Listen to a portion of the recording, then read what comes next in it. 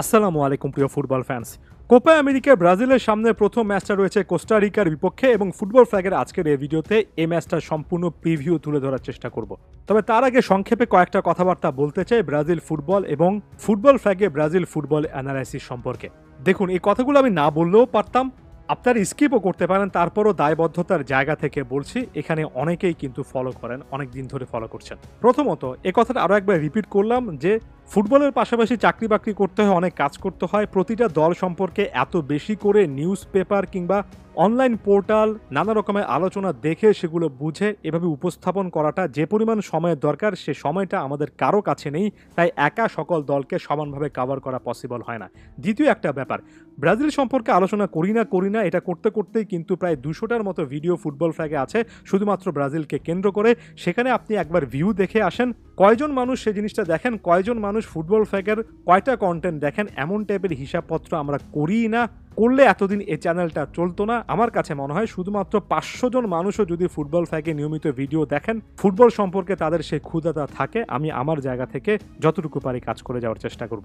আরও একটা ব্যাপার, আর্জেন্টিনা ফুটবল ফ্যান হলে ব্রাজিল সম্পর্কে আলোচনা করাই যাবে না, এমন টাইপের বদ্ধমূল বস্তা পচা ধ্যান ধারণা থেকে চলে আসতে হবে, বের হয়ে আসতে হবে। নিজের পছন্দের বাইরের অন্য দলকে সম্মান জানাতে হবে, অন্য দল সম্পর্কে জেনে নিজের জ্ঞানের পরিধিটা বাড়াতে হবে। তারপর আপনি ফুটবল সম্পর্কে নিজেও এমন অনেক কিছু কথাবার্তা বলতে পারবেন যে আপনাকে দেখে অনেকে শিখবেন। ফুটবল ফ্ল্যাগে এমন অনেকে আছেন যাদের কথাবার্তা, যাদের আলোচনা শুনে এখনও আমি শিখছি। বাংলাদেশে এমন মানুষজন দরকার এবং ওভারঅল এই নলেজ বেসটা তৈরি করার জন্য যদি আপনি সত্যিকার অর্থে ফুটবল বুঝতে চান, পছন্দের দলের বাইরেও গিয়েও কিন্তু খেলাটা দেখতে হবে, বোঝার চেষ্টা করতে হবে। আচ্ছা, এরপর মূল টপিকটাতে চলে আসি। ব্রাজিল বনাম কোস্টারিকার মধ্যকার এই ম্যাচটা অনুষ্ঠিত হবে জুনের 25 তারিখ বাংলাদেশ সময় সকাল 7টায়, অর্থাৎ এই মঙ্গলবার সকাল 7টা। এটা হচ্ছে ম্যাচ টাইমিং। ব্রাজিল এই ম্যাচটা খেলবে কোপা আমেরিকাতে ডি গ্রুপের প্রথম ম্যাচ হিসেবে তাদের। এরপরে তাদের কলম্বিয়া এবং প্যারাগুয়ের মধ্যে ম্যাচ থাকবে। এর মধ্যে কলম্বিয়ার বিপক্ষে ম্যাচটা টাফ হতে পারে। কোস্টারিকার বিপক্ষে ব্রাজিলের একেবারে স্ট্রেট ফরওয়ার্ড একটা জয় দরকার। এই মুহূর্তে ডরিভাল জুনিয়র সেই জিনিসটাই ট্রাই করছেন। লাইভ টেলিকাস্টের ক্ষেত্রে ইনফরমেশনগুলো এর আগে অনেকবারই বলেছি। Live TV channel, application, website, official official নানা রকমের জিনিসপত্র আছে। এই ব্যাপারগুলো আর ক্লিয়ারলি ইউটিউবে বলা যাচ্ছে না, ইউটিউবের কমিউনিটি গাইডলাইনের বাধা আছে। আমার আপনাদের প্রতি অনুরোধ, যারা সত্যিকার অর্থে খেলা দেখেন তারা এতক্ষণে আসলে সকল কিছু জেনে যাওয়ার কথা। এরপর যদি স্কোয়াড আপডেটের কথায় চলে আসি, সর্বশেষ একটা অ্যানালাইসিসে একটা স্টার্টিং লাইন আপের কথা বলেছিলাম ব্রাজিলের। এই মুহূর্তে নিশ্চয়ই আপনার স্ক্রিনে দেখতে পাচ্ছেন এটাই স্টার্টিং লাইন আপ, কিংবা এটার কয়েকটা পজিশনে পরিবর্তন এনে ডরিভাল জুনিয়র শেষ পর্যন্ত কোস্টারিকার বিপক্ষে ম্যাচে দল সাজাতে পারেন। একটা পরিবর্তন নিয়ে যেমন এখানে কথাবার্তা বলা হচ্ছে, লেফট ব্যাক পজিশনে ওয়েন্ডেলকে না খেলিয়ে শেষ পর্যন্ত অ্যারানা মাঠে নামবেন কিনা সেটা একটা দেখার বিষয়। অর্থাৎ লেফট ব্যাক পজিশন নিয়ে ডরিভাল জুনিয়র এখনও চিন্তাভাবনা করছেন। খুবই স্বাভাবিক একটা ব্যাপার, খুবই ক্রুশাল একটা জায়গায় কিন্তু ব্রাজিলের এই সিস্টেমে এটা। এখানে একেবারে নিয়মিত একজন প্লেয়ারকে সিলেক্ট করতেই হবে। এর পাশাপাশি এই একাদশের বাইরে মিডফিল্ডে ডগলাস লুইস এবং আন্দ্রেস পেরেরাকে নিয়েও কিন্তু এক্সপেরিমেন্ট তিনি করেছেন। হয়তোবা তারা রিপ্লেসমেন্ট হিসেবে থাকবেন। জোয়া গোমেজের জায়গায় যে কোনো একজন স্টার্টিং লাইনআপে ঢুকে গেলেও খুব একটা বেশি অবাক হব না।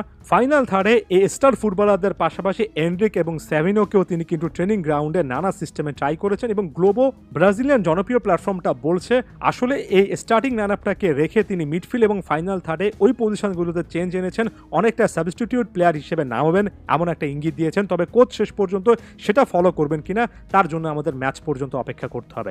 এরপর যদি আমরা কোস্টারিকার ওভারঅল সিস্টেমে চলে যাই, কোস্টারিকার সাম্প্রতিক সময়ে 3-4-3 কিংবা এই টাইপের কোনো একটা ভ্যারিয়েন্ট ফরমেশনে খেলছে। 3-4-3 হলেও তারা আসলে উইদাউট দ্য বল একেবারে নিশ্চিত করে বলা চলে যে উইং ব্যাকদেরকে নিচে নামিয়ে অনেকটা 5-3-2 একটা ফরমেশন তৈরি করে ফেলতে পারে, কিংবা এর কাছাকাছি একটা ফরমেশন তৈরি করে ফেলতে পারে।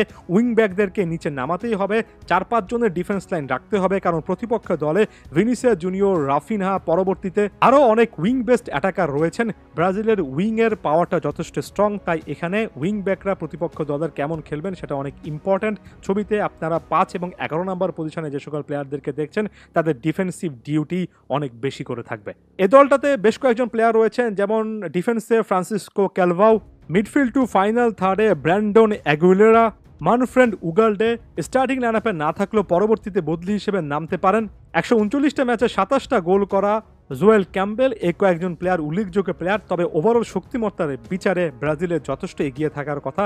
ফিফা র্যাঙ্কিংয়ে 52 নম্বর স্থানে থাকা কোস্টারিকা একটু ডিফেন্সিভ ফুটবলের মাধ্যমে ব্রাজিলকে আটকানোর চেষ্টা করবে, এটা একেবারে সহজ স্বাভাবিক এই মুহূর্ত থেকে বোঝা যায়। স্বাভাবিকভাবে হেড টু হেড রেজাল্ট ব্রাজিলের পক্ষে কথা বলছে। 11টা ম্যাচের মধ্যে ব্রাজিল 10টাতেই জিতেছে, একটা মাত্র ম্যাচে হেরেছে, তবে সেটা সেই 1960 সালের কথা, এত বছর আগের কথা। ব্রাজিল নিরঙ্কুশভাবে ফেভারিট।